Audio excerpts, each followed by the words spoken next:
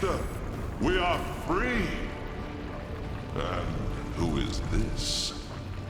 Can it be that a frail mortal human faced and bested our own scheming Boreas? Ah, but this is no mortal, I see. Strange you take the guise of a source hunter. But I shall of course honor your chosen form. Indeed, I suppose I should have expected that one of your kind would snare our brother sooner or later. Boreas always did dance uncomfortably close to the dark arts. But I suppose the others of we elemental monarchs thought it better not to interfere in the affairs of his realm.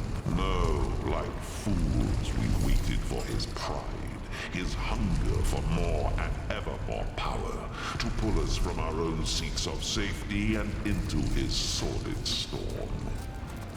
We, and with us all the subjects of the realm of Fairy, do owe you our lives, Source Hunter.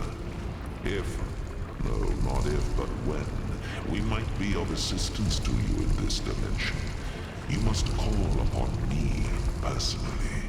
I am King Sewer of the Summit Kingdom of Calvia, brother, alongside the other elemental monarchs, to the unfortunate and insane Boreas. In earlier days, we ruled the four realms of Fairy in relative peace, each of us the master of our own kingdom.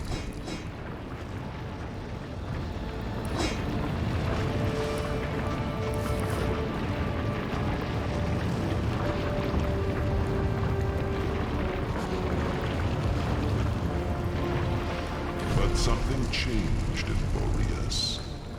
He grew darker somehow. More than was typical of his usual melancholy. We worried, yes, but chose not to intervene. Boreas was the Lord of Hyperheim, and it was his right to rule it as he pleased. When our brother called the elemental seats to convene in Hyperheim, we were ecstatic.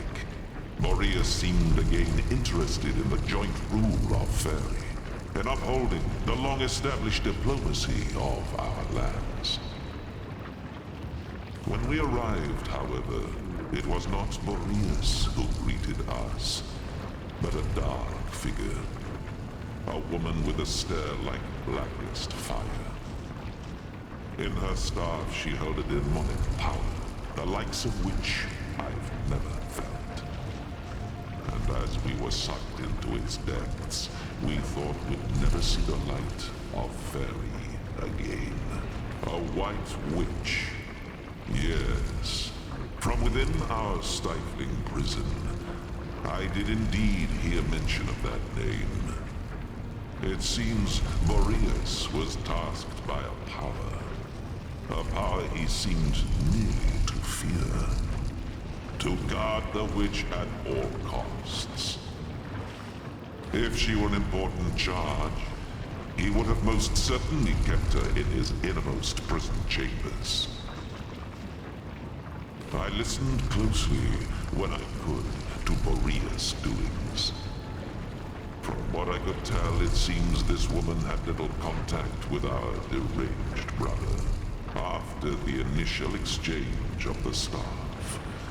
From what I could tell, the arrangement was thus.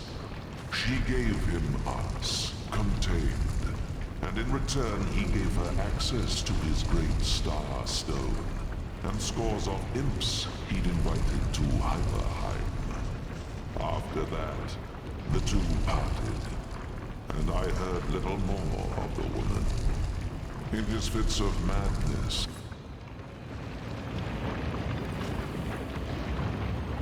it's a good thing you arrived when you did, Source Hunter. Another moment or so and the devastating cyclone within you would have burst. Imagine if you'd made it all the way here, only to find we three free. And it reminds me of my days training in the Air Academy. It was lonely at the top of the class. But I refuse then, as I do now, to downplay my tremendous abilities. Yes, I do believe it. Oh, yes, of course. I am Queen Tximista, ruler of the spring realm of Vanivia. And I, its eternal queen, do rule with such a fair and I suppose some small thanks are in order, yes? A little legroom out front, a little wiggle room in the back. Wonderful to greet the wide open world again. Can I thank you from my bedrock for sparing me such a fate? Well, are these chiseled good looks not legendary by now? I'm King Lurrean of the Art of Realm. How we motley crew sprang from the same source as a question for the eternal season. Poor old Boreas. He always did get the short end of the stick with his winter wasteland. Well, we elemental monarchs owe you a great debt, Source Hunter. If you